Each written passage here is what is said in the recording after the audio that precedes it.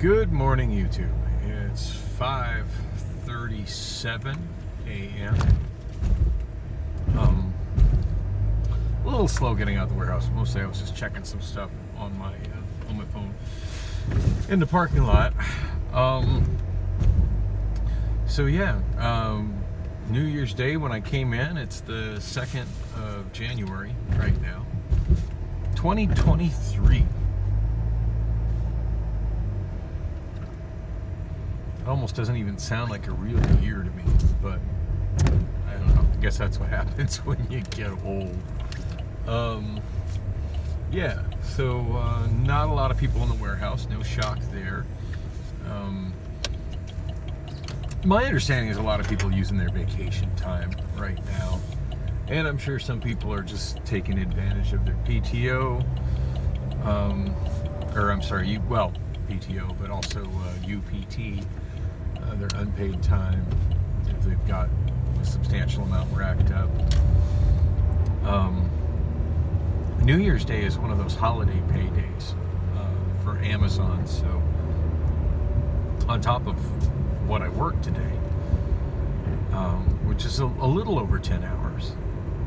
I feel like I clocked in exactly 5 minutes early, and I think I clocked out about 2 minutes late. I've got 2 VET shifts picked up for this week, so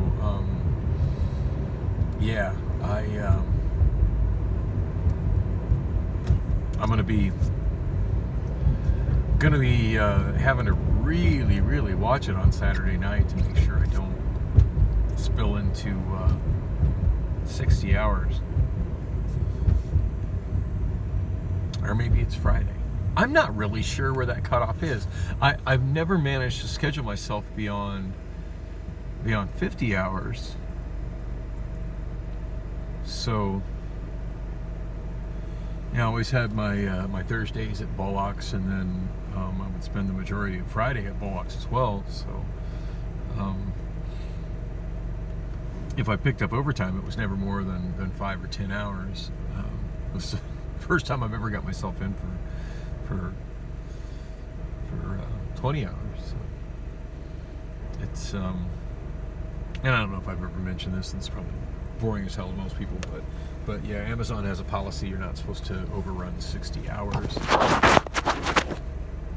That didn't help a lot. Let's try this. Squeak.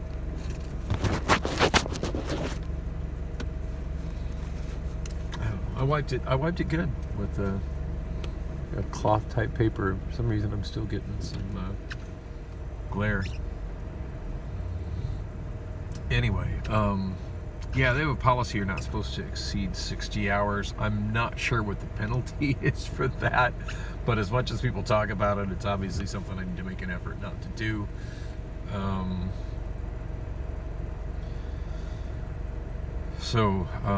I gotta keep an eye on that. I might come close to it. And I'm sort of in the habit of getting, an extra 5 minutes when I come in, and an extra 3 to 10, sometimes even 15 minutes at the end of the night, depending on what I'm in the middle of doing. I mean, I've kind of realized that I'm with what I do, I'm generally considered justified in finishing something up,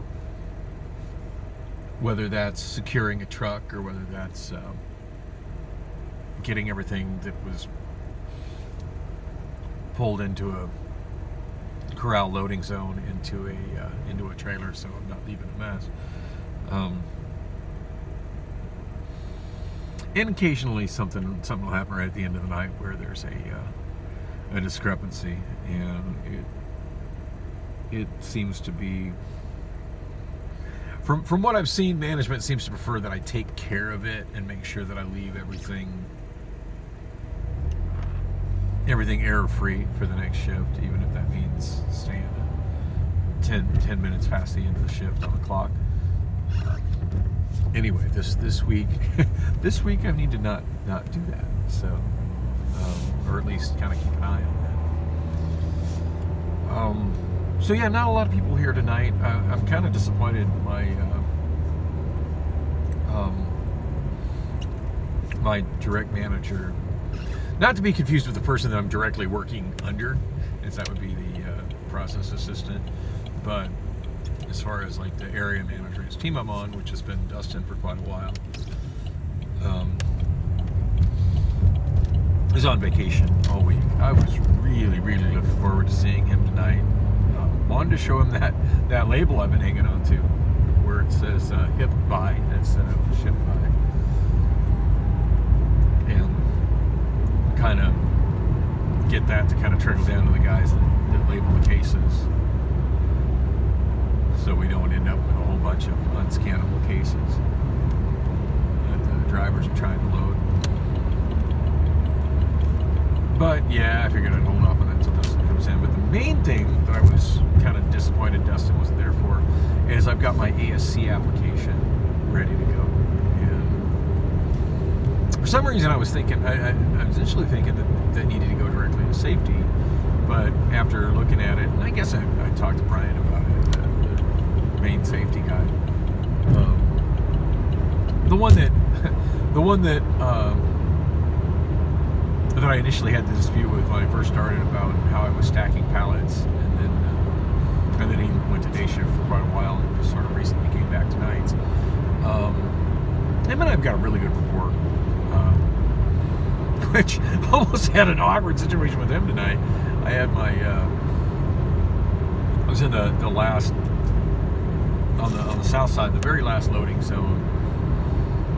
I had my little Bluetooth speaker sitting on the next to last dock on the TDR control panel, cranked up all the way, had my Obama phone leaning next to it. At least if there ever is a thing, and someone from safety wants to make an issue to it, I can't shut it down before they show up. I want to at least make it clear that, hey, I'm not messing with that at all. It's just sitting there. So it's, it is not on my forklift. The phone that is Bluetooth to it is not on my forklift. It's playing an album. Always play albums on it, which is kind of an awkward thing to do, at least with Amazon Music. But lately, when I've been opening the Amazon Music, I go to my album view, and it always puts me at the top of the alphabet. And the frustrating thing, which, by the way, the top of the alphabet is things that start with numbers. I'm not sure when the number 1 became a letter, but that's how they alphabetize it.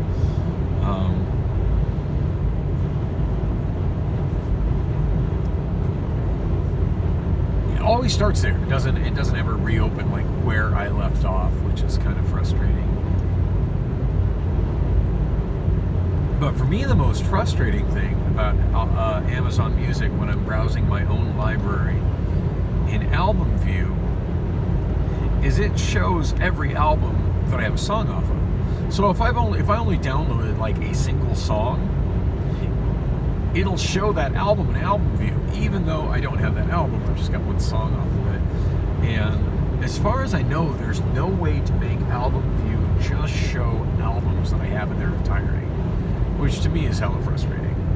I really wish I could set it to where, and I'm considering sending an email off to Amazon tech support about it, but I'm sure there's going to be, I'm sure after them not understanding the question 2 or 3 times, eventually somebody's going to be like, oh, it doesn't do that. I could be wrong, but that's just my gut and what I think would happen if I tried to educate the communication. But yeah, I wish I could just scroll through and just see full albums I have. But scrolling through, I forget which Jon Bellion album I landed on. I want to say his second one, which I forget the name of the album. I was so into Jon Bellion in 2019. Like, that was a big portion of what I was listening to in 2019. I listened to 2-3 Jon Bellion albums at night. And when I was juicing. And sometimes when I got home, because I started buying them all on vinyl. Anyway, forget the name of the album, but it's the one I know I have on white vinyl, which apparently has really skyrocketed in value because it's been out of print for a while.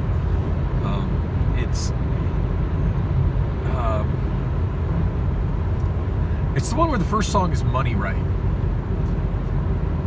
And if I don't know, I've yet to meet another actual Jon Bellion fan. So it's like Money Right. Never heard of that song. Yeah.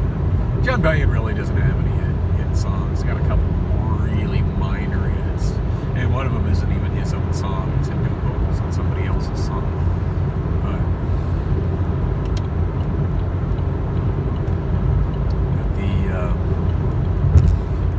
Anyway, put that album on, had it cranked up all the way, and of course the funny thing with Amazon Music is not every album is recorded at the same level, so some of them come across on that little speaker louder than others, and Jon Bellion was sounding kind of loud on it. and I didn't even put it in until after the third break, because I figure, safety hasn't wandered through, by now it's not going to happen. Yeah, I was wrong.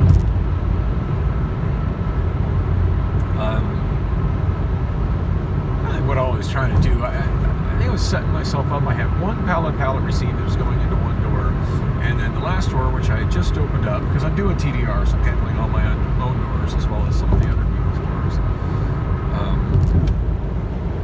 I was actually on the board as the main TDR guy for Southside tonight, which was pretty cool. And Robert was there. Robert could do DTR, but I was definitely doing more than he was as far as opening and closing doors. In fact, I think I opened and closed a couple of his doors, which seemed odd, but he had kind of moved into other loading zones and was working on other stuff. And I was there with the tablet, so he opened the doors. Oh my God, I'm getting some indigestion, hunger pains. I did not eat enough yesterday. Did not eat enough today during the shift.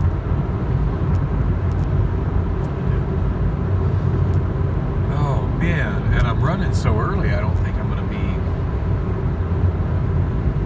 I feel like waiting until 6:30 for.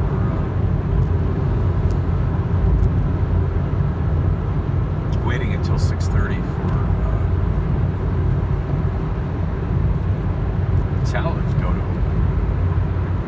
Just love those breakfast burritos and salad to go. They're like $3.50, maybe $3.65 with tax, something like that, and they're huge.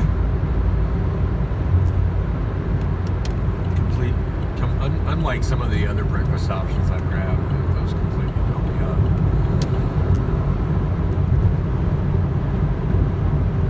But hey, I've got stuff to make sandwiches at home.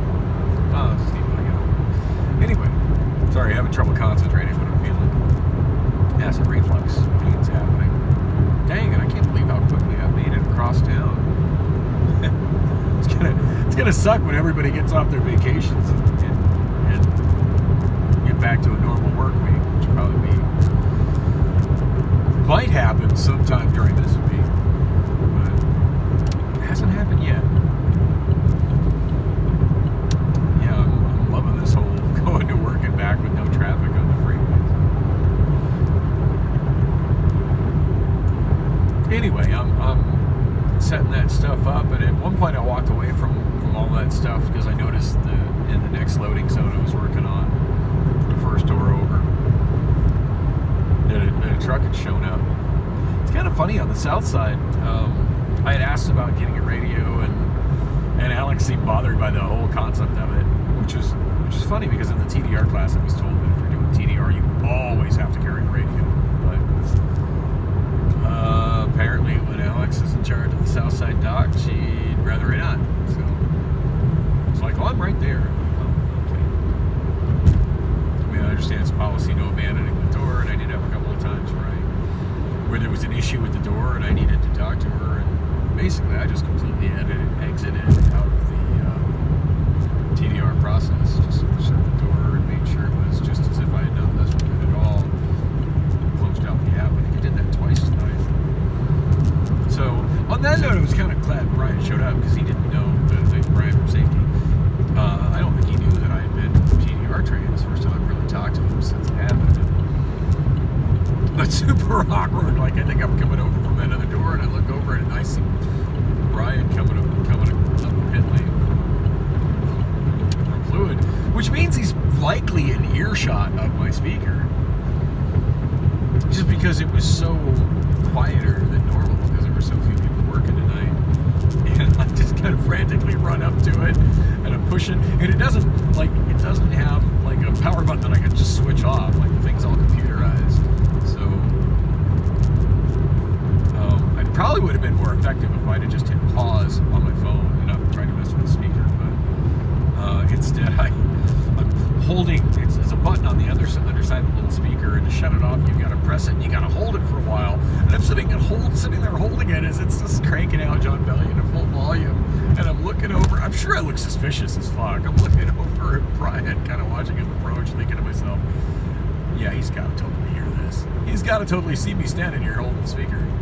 I feel like a stupid. I feel like a fucking idiot right now. And then, of course, on top of the John Bellion, there's a computerized voice from the speaker that goes, powering off, which, yeah, that's not more obvious that we've got something going on in there. Anyway, set it down on the rack, like below the TV thing, and then walked over to my pallets I was working on. Actually, at that point, I think I set my scanner down on the pallets, and I actually walked over to him. I was like, hey, what's up? And I really wanted to touch base with him, let him know I was doing TDR, and just kind of let him know, like, kind of how that it was going for me so far. Since it's generally looked at as one of the, even though it's not nearly as difficult as driving a forklift, because of the potential for disaster should it be done wrong. It's looked upon as like a really high responsibility position. And on that note, Ariel told me something today that was a little unnerving. He told me that he heard that the main TDR guy that I worked with when I was driving forklift, primarily in inbound before I migrated over to outbound.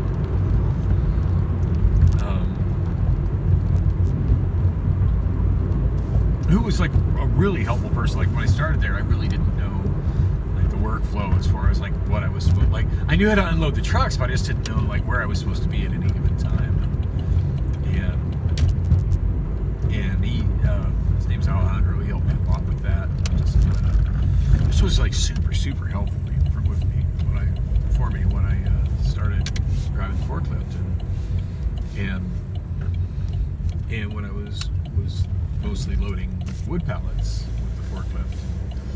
Anyway, heard that he had been suspended, and that he was not going to retrain. And I thought, well, that's really odd, because of all the people I've seen that like concentrate on TDR, like he was definitely the best at it.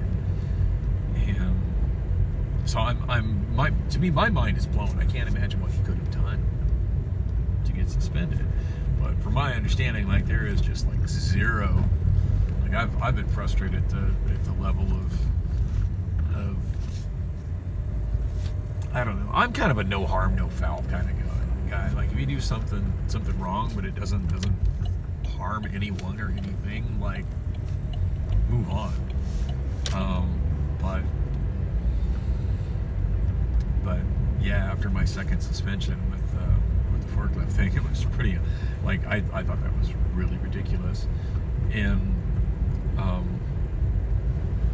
I've heard some other stuff. Anyway, kind of thought it was frustrating that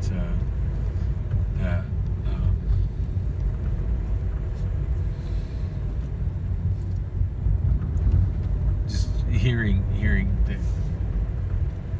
that someone who's as good at that job as Alejandro was suspended. I have no idea why. I haven't seen Alejandro in quite a while. I'm just not in inbound much anymore. And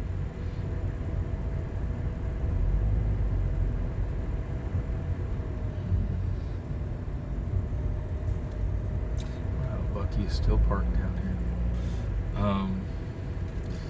Wow, check that encampment out. This blows my mind. You know, at one point, the city of Phoenix, the park rangers had done pretty, and the police done pretty good at getting the homeless out of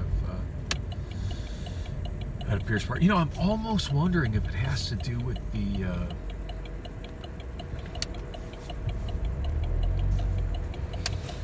I'm almost wondering if it has to do with the. Shit, it just occurred to me. I have no beverages at home. Nothing. Like half a thing of lemonade in my bag. I still want to double back to this some video since it's on my mind. I still haven't gone online to find out more about the lawsuit I heard on the news last week that I shared on my vlog with the ACLU regarding there's some kind of injunction regarding what the city of Phoenix can do relative to their cleanups of homeless encampments. And I was initially thinking that just had to do with the cleanups they were doing down at the zone, but now I'm wondering if it also has to do, if that's why this is happening. It's right here. I mean, they're completely, it looks like they're completely blocking the sidewalk. Oh yeah. Yeah, they're completely blocking the curb, blocking the sidewalk. I don't know if y'all can see that. There's always shopping carts and blankets.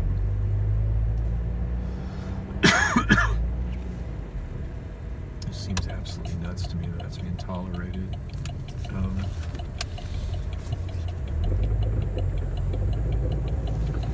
But I wonder if maybe that's because of the ACLU thing.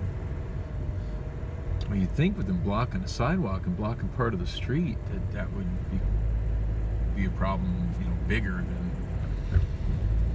than just busting up a regular homeless encampment. I mean, it almost seems like they'd be like, yeah, you got to move that shit out of the street and into the park. But I don't know. I guess I need to look up and find out what else. So I can dig a little deeper and find out what exactly that ACLU lawsuit entails as far as what the Phoenix PD have been told they can and can't do. Sorry, I just changed subjects completely, but I can't help but notice that. Wow, and what the hell is going on here? Fun homeless section. What the heck is going on there?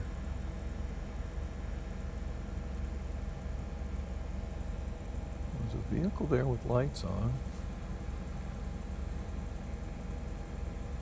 Oh, that's probably someone worse there. Looks like he's working on cleaning graffiti off the wall.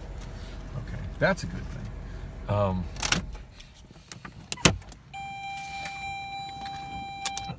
turn my headlight off. It's beeping at me.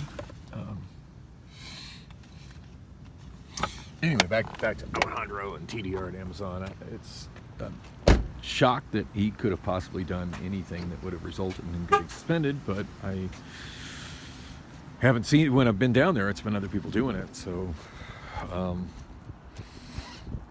And I was kind of floored when I heard, well, he's not going to retrain for it. And then Ariel told me later, and Ariel at this point I think has worked like literally in every single department, not necessarily in every path in every department, but he worked for the quality control, which audits everything in the building. Like that was kind of what he was doing when I met him. And actually I think he was doing regular problem solving. He bounced into the quality control. They call it ICQA, which the running joke of on Reddit on the Amazon FC. Why is it bouncing so much? Because I'm zoomed in. On the Amazon FC subreddit is that ICQA, which is auditing, stands for I count quietly alone. Makes sense. Works for me. Ariel seemed amused by that acronym, by the way. Anyway, he told me that yeah, if you're doing TD, that he heard if you're doing TDR and you do get suspended and you retrain, that if you get suspended again, it's an immediate termination, like you're just fired over it, which seems overly harsh to me. I mean, I could see them saying, well, you don't do it anymore, you need to, go work in another department or whatever. But yeah, I mean, if that's really what the policy is, I could see somebody that gets suspended absolutely not wanting to retrain. I mean, I sure as hell wouldn't want to risk my job on it and find myself ineligible for rehire when I'm capable of doing so much within that building. And I mean, and who's to say I couldn't, work my way up into management? It's certainly something that's been mentioned. And the other thing I've considered working myself into is, as I've mentioned, Brian's been asking me to get into the Amazon safety committee, which would be, doing safety audits and other projects for the safety department. And safety's like kind of one of those things where you can move up to the point where you're like level 3, level 4, which is management level without actually being management, which results in the same level of pay. So, so I mean, I feel like I've got so much potential, overall potential with Amazon, not to mention the obvious of the freedom to, pretty much have a job anywhere in the world.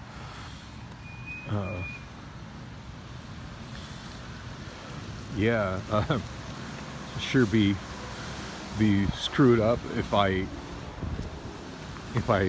lost that because of a second time of forgetting to flip the little paper around that's red on one side and green on the other. And from what I've heard, that seems to be the most common thing that people get suspended from TDR from. And I understand like what it's about, and I don't think I've ever made that mistake. I had one time I was second guessing myself on making that mistake, and I doubled back to the door just to check and make sure I did it right, and I did. But anyway, yeah, Ariel's advice is if you get suspended, just tell them, nope, you're not interested in retraining, not doing it. So far, so good. And I kind of mentioned like stuff that I've been doing with Brian. He seemed to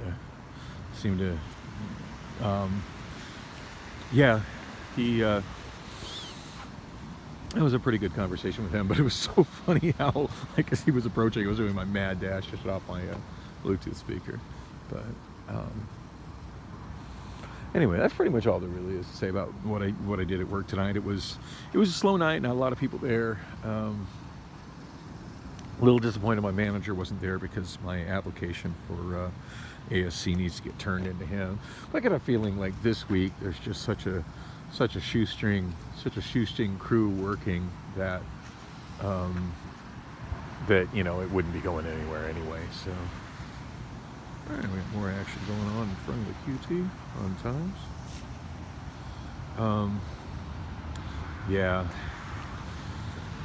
But I did tell Brian that I finally got it filled out, but that I can't turn it until next week. So he knows it's happening, and he seemed pretty happy that I finally got around to finishing it. So that's about it. I was going to talk about what all happened today with Bucky. I did get a text message from him while I was at work saying that did get his car going.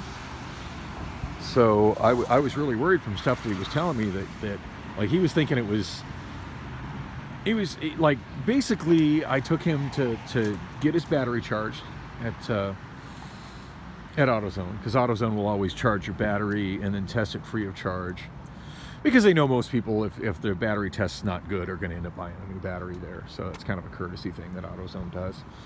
And come to find out, his battery was just fine. Basically, from what Bucky said, and then what the guys at AutoZone said, I think what he did is he ran his ass out of gas. Now, it's possible his gas gauge isn't working right. That happens. It's easy to run out of gas when your gas gauge is not working. I've been there, done that.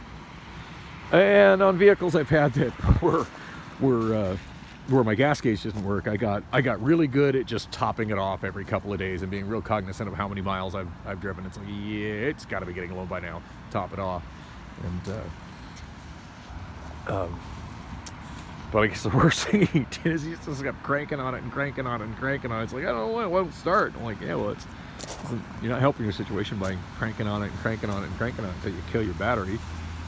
Duh. But Anyway, he did text me and tell me that it was going and seemed super thankful for it. So as high strung as I was today while trying to help him out, it's I feel good. I was able to help him. It's still really bothering me that he's living in his car, and I don't know that I really want to bring him into my place. And I don't know that he would want to be in my place because it's bad as my place is right now. But it is awfully cold out, and I feel awful that he's sleeping in his car. So I don't know. Try to talk to him today at some point. But at least he can start his car up and have some heat in his car and move around. And I don't know how many people, I don't know how many people Bucky knows. But obviously, if he had someplace else to go, I don't think he would have been asking me for help. Anyway, yeah, I was so high strung. I was so high strung. I threw a soda at the drive, not in the window, but like kind of at the ground at the window at Burger King. And that's a story for another time. I just want to wrap this up. I've been talking over a half hour, and I just want to get inside and get myself some tea and call it a night. I'm tired.